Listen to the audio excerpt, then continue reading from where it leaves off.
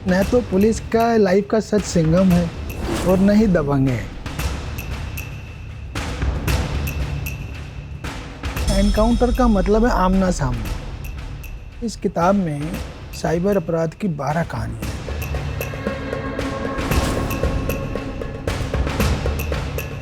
Cyber अपराधी कैसे अपराध कमिट करते हैं, फिर पुलिस उसे वर्कआउट कैसे करती है। 97 लाख रुपए दे डाला इस कन्या के चक्कर में। रियल कहानी है। क्रिमिनल का पर्पज आपको वायरल करना नहीं है, उसका पर्पज आपसे पैसा वसूलना है। लोग बाग आतंकवादियों को शरण देते थे, मैं कहता हूँ देना पड़ता था। वो जानता था कि मेरी वाइफ जीन्स पहनती है।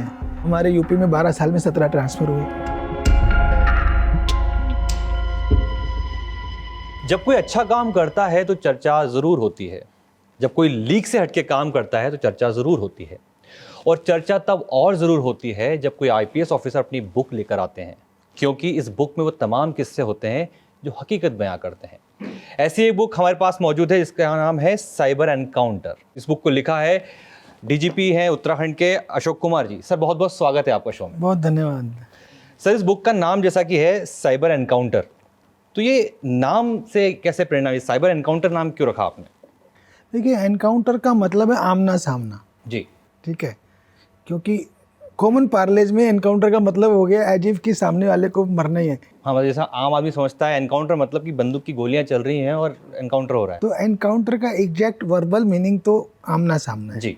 तो साइबर अपराधियों से पुलिस का आमना सामना, वो इसका मतलब है। जैसे इस बुक में जो कई सारे पहलू हैं जो हमने अभी पढ़े हैं, देखे हैं, लेकिन एक कॉमन फिनोमिना इस समय लोग जो फेस कर रहे हैं वो है व्हाट्सएप पे वीडियो कॉल आना, कई सारे फ्रॉड होना। तो एक बार आप ब्रीफली बताएंगे कि इस बुक का कंटेंट है क्या, मतलब लोग किस तरह इसको देखें समझें? देखिए, इस किताब में साइबर अपराध की 12 कहानियाँ हैं जी। और हर कहानी में अलग तरह का साइबर अपराध है। जी। ठीक है, तो उनके माध्यम से हमने कोशिश की है कि लोग समझ सकें कि साइबर अपराधी कैसे अपराध कमिट करते हैं, किन किन तरीकों से करते हैं, क्या क्या उनके मोडस ऑपरेंडाई हैं, कैसे लोगों को जाल में फंसाते हैं। और फिर दूसरा पार्ट है कि फिर पुलिस उसे वर्कआउट कैसे करती है, क्योंकि वो आम नॉर्मल वर्कआउट से बहुत डिफरेंट है। तो ये इसमें ये कहानियाँ हैं। इसके थ्रू हमने कोशिश की है लोगों को समझाने की कि साइबर अपराध से कैसे बचा जाए। जी।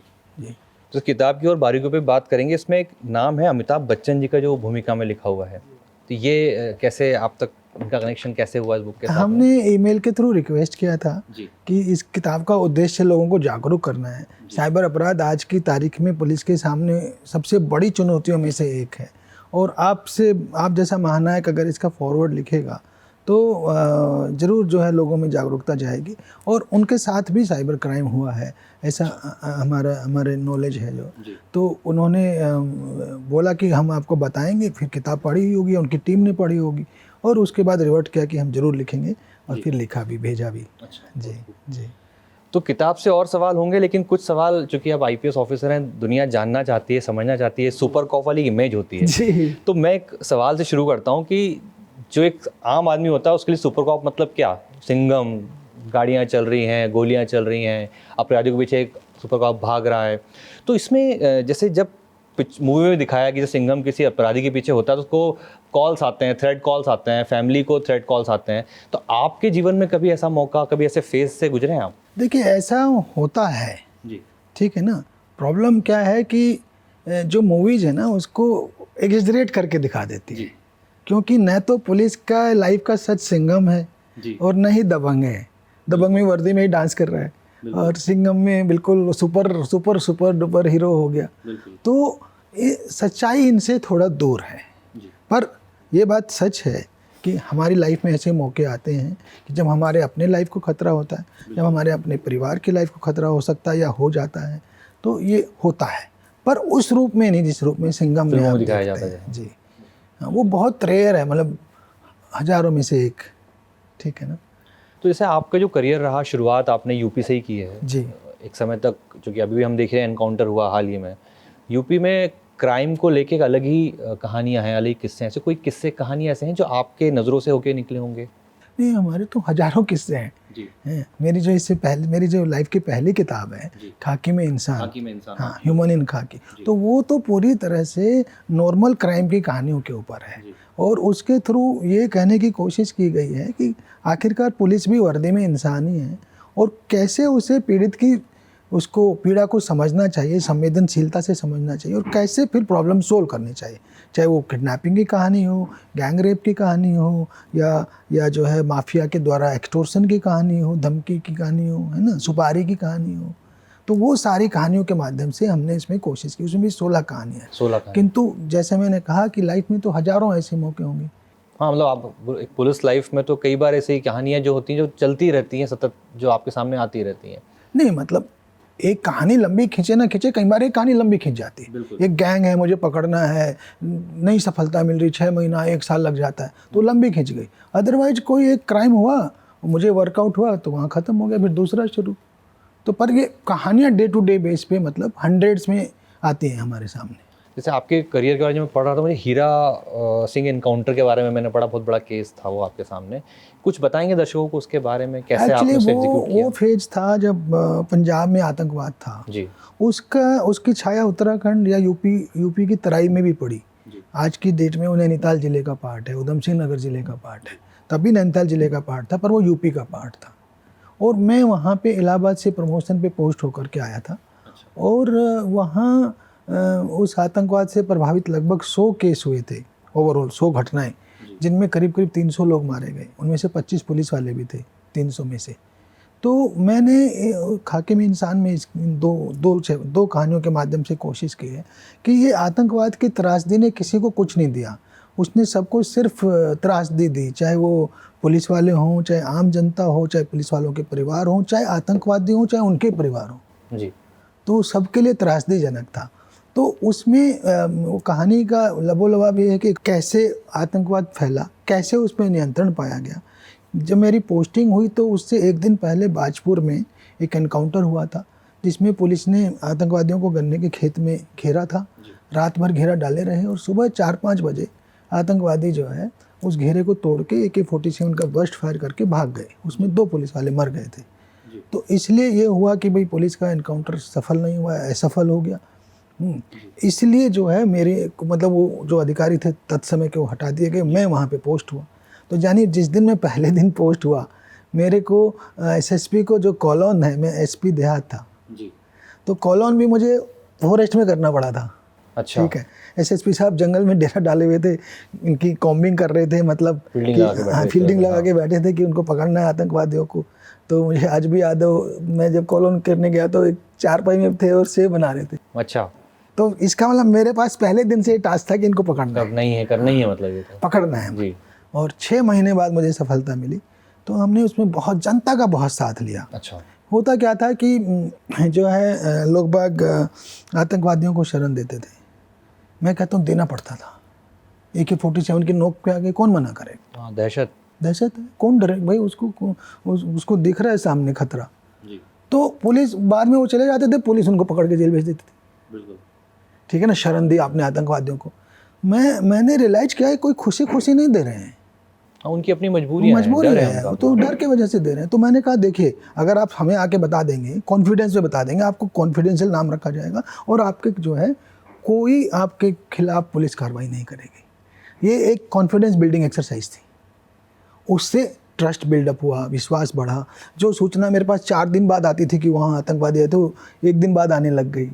मतलब न सिर्फ आपने उस ऑपरेशन को हैंडल किया, बल्कि एक नया इन्फॉर्मेशन सेंटर भी तैयार किया। इन्फॉर्मेशन सेंटर और एक नया इथोस कि हम जनता को साथ लेके चलने वाले, हम उन्हें पीड़ित नहीं करना चाहते। हमारा टारगेट आतंकवादी जनता, थोड़ी जनता तो खुद ही पीड़ित। तो उस इथोस का फ़ायदा ये हुआ कि ठीक 6 महीने बाद मेरी पोस्टिंग के 6-6.5 महीने बाद हमको सफलता मिली। और जो जिस एनकाउंटर की आप बात कर रहे हैं, सुबह सूचना है कि इस गन्ने के खेत में है, हम लोगों ने गए। शुरू में मैं और मेरी जो एक जिप्सी के एस्कॉर्ट टीम 4-5 लोग गए, धीरे धीरे हम लोग भी 1000 प्लस हो गए। 3 घंटे गोलियां चली, 3 घंटे 3000 गोलियां चली, 3000 गोलियां जी। और लकीली हम सफल हुए जी। तो देखिए कैसे एक IPS ऑफिसर को, पुलिस को कितनी प्लानिंग के साथ अपने ऑपरेशन को अंजाम देना पड़ता है। तो ऐसे ही आपके करियर के बारे में पढ़ते हुए एक मेरी निगाह गई बाबरी मस्जिद वाला जो पूरा अयोध्या का जो पूरा एपिसोड था, उसमें मैंने पढ़ा कि आपने 10 दिन तक बिना सोए ड्यूटी करी थी। देखिए उसकी बैकग्राउंड ये थी कि मैं ASP था इलाहाबाद में, और ASP नया ऑफिसर होता है जी, ठीक है। और 6 दिसंबर को जो विवादित ढांचा था अयोध्या में वो ढा दिया गया। मुझे याद है 6 बजे के करीब की बात है जब ये सूचना आई, तो मैं उस टाइम एसएसपी और डीएम की गाड़ी में ही था। उनके साथ हम लोग पेट्रोलिंग कर रहे थे, तो उन्होंने निर्णय लिया कि कर्फ्यू लगाया जाए प्रयागराज में। और प्रयागराज पहला ज़िला था जहाँ कर्फ्यू लगा यूपी में। उसके बाद धीरे धीरे बहुत सारे ज़िलों में आपको पता लगते चले गए। कुछ एक में 2-4 दिन बाद लगा, बट बहुत जगह वायलेंस भी बहुत हुआ, हिंसा भी हुआ, दंगे भी हुए। किंतु प्रयागराज में 6 बजे 6:30 बजे कर्फ्यू अनाउंस हो गया और फिर वो पूरे 10 दिन चला, 6 से 16 दिसंबर 92 तक जी। ठीक है, तो उसकी बैकग्राउंड ये रही कि भाई हम लोग नए नए थे और हमको लगता था भाई शहर को दंगे से बचाना है। कहीं किसी एरियाज में लोगों में बहुत गुस्सा था, कहीं कुछ था, तो वो सबको, और कर्फ्यू इम्पोज करना भी आसान नहीं होता। कर्फ्यू इम्पोज करो तो आपको बहुत फोर्स भी लगानी पड़ती है और बुद्धिमत्ता भी दिखा, फिर खोलने में तो और ज़्यादा दिखानी पड़ती है, क्योंकि कर्फ्यू में ढील दीजिए आप 1 घंटे की, उतने में दंगे हो जाते हैं। तो ये सारा जो प्रोसेस था 10 दिन का, ये हमने देखा। तो होता ये है कि भाई मैं सबसे यंग ऑफिसर था आईपीएस में से, तो एसएसपी साहब अपना 11-12 बजे चले गए अपना करकुरा के एरिया घूम के। एसपी सिटी थे, वो भी आईपीएस थे डायरेक्ट, वो जो है और 2-3 घंटे बाद चले गए, 2 बजे 3 अशोक तुम देख लेना। तो फिर हम जागते रहते थे, तो कभी जवानों के साथ बैठ के जो है आग सेक रहे हैं, कभी उनका मनोबल बढ़ा रहे हैं, पेट्रोलिंग में उनके साथ वॉक कर रहे हैं, है ना, कभी जो है मोहल्ले वालों को समझा रहे हैं। तो मेरे को इतना याद है कि इन 10 दिन तक मैं सोया नहीं और मुझे नींद याद भी नहीं आई, बिकॉज मैं काम के जुनून में, जोश में, जज्बे में ऐसा डूबा हुआ था कि मुझे नींद याद भी नहीं आई। और 10 दिन बाद जा करके जब कर्फ्यू खुल गया, जब हालात सामान्य हो गए, तब हम सोए। परंतु ये सुकून था, चैन था कि भाई हमने शहर को जो है दंगे से बचाया। जी। तो जैसे ऐसे कई मौके आपकी लाइफ में आए होंगे जब आपने इतने हार्ड वर्क और फील्ड पे किया होगा, आपने मैनेज किया होगा, तो ऐसे में आप वर्क लाइफ को फैमिली के साथ बैलेंस कैसे कर पाते हैं फिर? देखिए, वो तो फैमिली को आदत डालनी पड़ती है, मैं तो कहूँगा। देखिए, एक डिपेंड भी करता है। मेरे को तो क्या था, जज्बा था कि भाई लोगों की मदद करनी, इसीलिए सर्विस में आए थे। तो मैं कहता हूँ my work is my hobby. तो काम में ही मेरे को मज़ा आता है। जब काम में मज़ा नहीं लगता तो फिर आपको समय का भान खत्म हो जाता है। ठीक है, तो 10 घंटे, 12 घंटे, 14 घंटे, 16 घंटे, तो एवरेज जो है यूपी में तो पक्का ही 16 घंटे की थी, हो ही जाता है। हाँ, तो यहाँ पे तो धीरे धीरे फैमिली को आदत पड़ जाती है, यद्यपि उनके लिए टफ जरूर होता है। भी आप त्यौहार है और आप हो नहीं हैं, होली है तो आप पूरे शहर की होली मनवा रहे हो, हाँ, ये तो इसलिए, परंतु उनको आदत पड़ जाती है, they get used to it. कभी कभी टेंशन भी होती है फैमिली में कि आप परिवार, बच्चों को टाइम नहीं दे पाते, चलो मेरे को मत दो, बच्चों को नहीं दे पाते। कभी किसी बच्चे के पीटीएम में नहीं गए हैं, ये बहुत बड़ा विषय है वैसे घर में। ये तो कभी नहीं गए हम तो। हाँ, दिल्ली में मैं जब आया ना बीएसएफ में आया था, तो यहाँ थोड़ा टाइम मिल जाता था, तो कभी कभार यहाँ के पीटीएम में गया, अदरवाइज नहीं जा पाते थे। तो ये ऐसा होता है। अच्छा, दूसरा भाई, आप जब काम करते हो आप, राइट, तो ट्रांसफ़र यूपी में बहुत होते थे। मेरी बेटी 3री क्लास में, वो उसका 9वां स्कूल था। ये भी एक चैलेंज, तो ये भी एक फैमिली के लिए तो चैलेंज है ना। बच्चा बेचारा हर बार नए स्कूल से एडजस्ट करना, नए दोस्तों से एडजस्ट करना। हाँ, तो पर मैं यही कहूँगा कि आदत पड़ जाती है, धीरे धीरे आदत पड़ जाती है। बट आपकी लाइफ में ये ना, आपने IIT से पढ़ाई की, फिर आप IPS बने और एक ये बुक आप लेकर के आए। वो 3 अलग अलग कंट्रास्ट हैं लाइफ के। ये कैसे हुआ? मतलब आप IT से पुलिस और पुलिस से फिर राइटर तक कैसे पहुंचे? कंट्रास्ट तो कहीं नहीं है, आदमी फाइनली तो इंसान है, और एक इंसान के कई सारे चेहरे होते हैं या कई सारी हॉबीज़ हो सकती हैं। तो मेरी रीडिंग और राइटिंग बचपन से रीडिंग हॉबी थी। अच्छा। हाँ, मैं तो 4th क्लास में महाभारत पढ़ ली थी मैंने। हाँ, और 10वीं क्लास में गीता पढ़ ली। महाभारत का गीता छोड़ के बाकी सब पढ़ते थे। हर साल वार वाला चैप्टर तो हर साल पढ़ डालते थे। घर में कोई आपके यहाँ माहौल वैसा पढ़ाई का रहा होगा गीता और महाभारत वाला? मतलब जैसे गांव में थे, रामलीला तो हर बार देखते थे, किंतु वो ये कहा महाभारत उससे ज़्यादा इंटरेस्टिंग है, तो घर में रखी रहती थी किताबें, तो हमने पढ़ी। भागवत पुराण भी पढ़ डाला। हाँ, परंतु जब 10वीं के बाद आए तो एक डायरी लिखने लग गए। तो उस डायरी ने मुझे लेखक बना डाला। लेखक की प्रेरणा बनने के लिए आपको 10वीं से प्रिपेयर थे कि मुझे कहीं ना कहीं एक बुक लिखनी है आगे चल के? 10वीं से बिल्कुल प्रिपेयर नहीं थे। डायरी लिखने की आदत डाली थी, और जब 20 साल की सेवा हो गई, जब थोड़े सीनियर हो गए, SSP से उठ गए, जो रोज़ रोज़ की टेंशन और मारा मारी रहती है, उससे उठ करके जब मैं BSF डेपुटेशन पे आ रहा था 2, तब मेरी वाइफ ने कहा ये डायरी में तो बहुत ही कमाल का मटेरियल है, इसको जो है किताब में कन्वर्ट होना चाहिए। अच्छा, वहाँ से ये आइडिया आया? तब हमने उसको किताब में बदला। तो वो मेरी पहली किताब थी। एक हमने इंटरनल सिक्योरिटी लिखी है, challenges to internal security of India, वो यूपीएससी की तैयारियों के लिखी है, क्योंकि 2013 में सब्जेक्ट में शामिल हो गई वो, सिविल सर्विस के सब्जेक्ट में, और उस पर कोई ऑथेंटिक मटेरियल था ही नहीं। तो हमने थोड़ा मेहनत किया, थोड़ा रिसर्च किया और वो किताब लिखी, मैकग्रो हिल ने छापी है। और ये हमने इसलिए लिखी कि क्राइम इतना, साइबर क्राइम इतना ज़्यादा बढ़ गया है, इतनी वॉल्यूम हो गई, इतना चैलेंज बढ़ गया है, हज़ारों मील दूर बैठे क्रिमिनल जो है आम जनता को जो है लूटे जा रहे हैं। बिल्कुल। तो इसलिए उन्हें जागरूक करना ज़्यादा ज़रूरी है।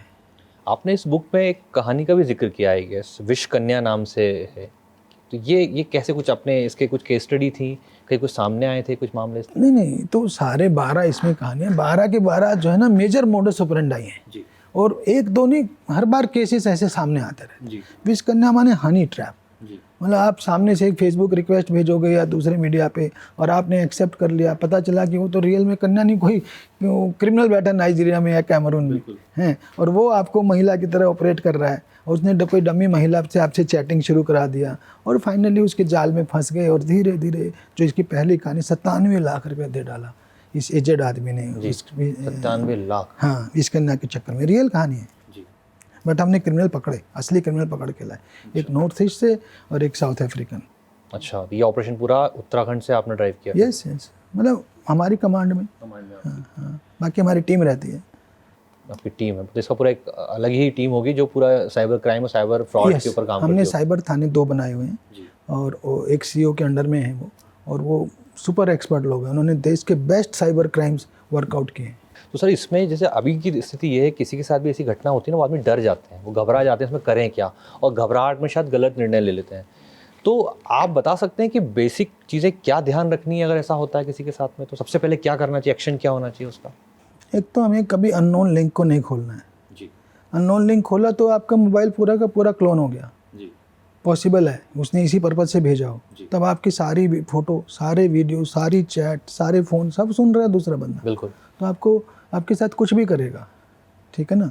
और दूसरा ये है कि और भी बहुत सारे टिप हैं, अगर आपके साथ साइबर क्राइम हो जाए, सबसे पहले आप 1930 पे कॉल करिए। 1930? हाँ, या NCRP करके national cyber crime reporting portal है, इस पर रिकॉर्ड करा दीजिए। आपकी कंप्लेंट नेशनली लॉन्च हो गई जी, तो वहाँ से वो स्टेट में और स्टेट से थाने में जाती ज़रूर है। FIR नहीं दर्ज होगी बट कंप्लेंट दर्ज हो गई, ऑनलाइन दर्ज हो गई, रिकॉर्डेड है। फिर FIR में कन्वर्ट कराना है तो आपको थोड़ा फॉलो करना पड़ेगा, क्योंकि वॉल्यूम बहुत ज़्यादा है। अगर आपका मामला बड़ा है और इस लायक है तो ज़रूर FIR दर्ज होगी, या तो आपका संबंधित थाना करेगा या साइबर थाना करेगा, ठीक है। तो उनके साथ आपको उसमें रजिस्टर कराइए, तो फॉलोअप करेंगे तो केस ज़रूर वर्कआउट होगा। पर है बहुत लंबा चौड़ा काम, मतलब एक तो पूरा का पूरा एरिया साइबर क्राइम कर रहा होता है, जैसे आपने जमताड़ा देखी है, मेवात का एरिया है। तो दूसरा वो पुलिस को ही घेर लेते हैं, तीसरा वो लोकल कोऑपरेशन बहुत कम मिल पाता है। तो बहुत सारे फैक्टर हैं। चौथा ये कि हमारे पुलिस की उस तरह से उतनी प्रायोरिटी भी नहीं रहता, उसे पता कितना टफ है, 1000 मील जाना पड़ेगा। फिर हम कई केसेस को एक साथ करके टीम बना करके भेजते हैं। अच्छा। हाँ, तब जा कर के इसको वर्कआउट कराते हैं। तो फिर इसलिए साइबर टिप्स बहुत ज़रूरी है। जैसे मैंने आपको बोला ना ऑनलाइन, इसी तरह से अननोन वीडियो कॉल मत उठाइए। हाँ, ये इस समय सबसे ज़्यादा लोग व्हाट्सएप कॉल पे वीडियो कॉल आते हैं आजकल, वो तो बिल्कुल ही नहीं उठाना है। उसमें उसके थ्रू सेक्सटोर्शन हो रहा है। दूसरी तरफ कोई ब्लू फिल्म चल रही होगी हैं, या कोई न्यूड फोटो होगी, उसके साथ आपका स्क्रीनशॉट ले लेंगे, फिर आपको ब्लैकमेल करेंगे। ब्लैकमेल बिल्कुल नहीं होना है। मैं 10 लोगों को, मैंने आज तक कम से कम 10 लोगों को मैं पर्सनली एडवाइस कर चुका हूँ, and all 10 cases were successful. क्योंकि क्रिमिनल का पर्पज आपको वो नहीं है, वायरल करना नहीं है, उसका पर्पज आपसे पैसा वसूलना है। तब नहीं डरें, जब आपने कुछ किया ही नहीं है तो क्यों डरना है, उसे करने दीजिए। वो कभी पुलिस वाला बन के आपको कॉल करेगा तो हम डर जाते हैं। जब आपने कोई अपराध किया ही नहीं, पहले तो उसको अवॉइड करिए, दूसरा फिर डरिए मत, ब्लैकमेल मत होइए, ठीक है। ऐसे ही और भी बहुत सारे टिप्स इस किताब में हैं। जैसे कि लॉटरी जब आपने खेली नहीं तो आपकी लगी कैसे, हम लॉटरी के जाल में आ जाते हैं, या OLX फ्रॉड के जाल में आ जाते हैं कि भाई मैं एक वो हूँ, फौजी हूँ, और मैं जो है मैं दिल्ली कैंट से मेरा जालंधर ट्रांसफ़र हो गया, मैं इतना ले जाना नहीं चाहता, या मेरा बेंगलोर ट्रांसफ़र हो गया तो मैं बेच के जा रहा हूँ 15 लाख की कार 5 लाख में। कौन बेचेगा? जी, सही बात। हमें सोचना है ना, तो हम लालच में भी आ जाते हैं। तो हमें इन सब चीज़ों से अपने को दूर, कौन आपका 15 दिन में पैसा डबल कर देगा, इस तरह के। तो ये जो धोखेबाजियाँ हैं, सब इन सब फ्रॉड से बचना है। साइबर दुनिया में OTP अपना किसी को नहीं देना है, KYC हमें किसी को नहीं बतानी, हमें KYC करानी तो बैंक में जाए ना सीधा, जो बिल्कुल जो व्यवस्था दी गई है आपको बनाने की। तो ये ऑनलाइन दुनिया में फ्रॉड बहुत बढ़ गया। हम ऑनलाइन लाइफ हमारा ऑनलाइन हो चुका है। तो बेसिक टिप मेरा यह है कि उसमें कुछ भी कदम उठाएं उसको सतर्कता से उठाएं। हैं, ये मान के चले कि सामने वाले कोई फ्रॉड कर सकता है। जब हम इस तैयारी में रहेंगे तब हम जरूर सतर्क होंगे। तो जैसे सावधानी हटी दुर्घटना बच, है ना, तो सावधानी हटी दुर्घटना घटी, है ना। तो ये हमको इस साइबर की या ऑनलाइन दुनिया में भी इस बात का ख्याल रखना है। बिल्कुल। तो ये जो बुक है सर की, साइबर एनकाउंटर, ये बहुत काम की बुक है। इसमें कई सारे केस हैं जो लोगों के साथ घटना घटी हैं, वो बताया गया है। साथ में ही अशोक कुमार जी ने ये भी बताया इससे बचा कैसे जा सकता है। इसमें सबसे ज़रूरी बात है घबराना नहीं है। आप जब भी कभी आपको ऐसी कोई घटना घटती तो सबसे पहले आप पुलिस के पास जाइए। जो KYC की बात अगर कोई करता है तो आप बैंक में जाकर KYC कराइए। मतलब तमाम बारीकियों को ध्यान में रख के काम कीजिए, घबराने की बात नहीं है। सर ये तो हमने बुक की बात की। एक आखिरी में जब चर्चा के मैं कुछ सवाल और, जैसे अभी आप उत्तराखंड के हैं, उत्तराखंड को आपने देखा है, तो दो चीज़ें। पहला कि जब आपकी वहाँ पोस्टिंग हुई, आई थिंक उत्तराखंड उस समय स्टेट बना था नया नया, तो आपने कैसे पूरा फाउंडेशन किया? कई सारी चर्चाएँ हैं कि आपने पुलिसिंग को करेक्ट करा।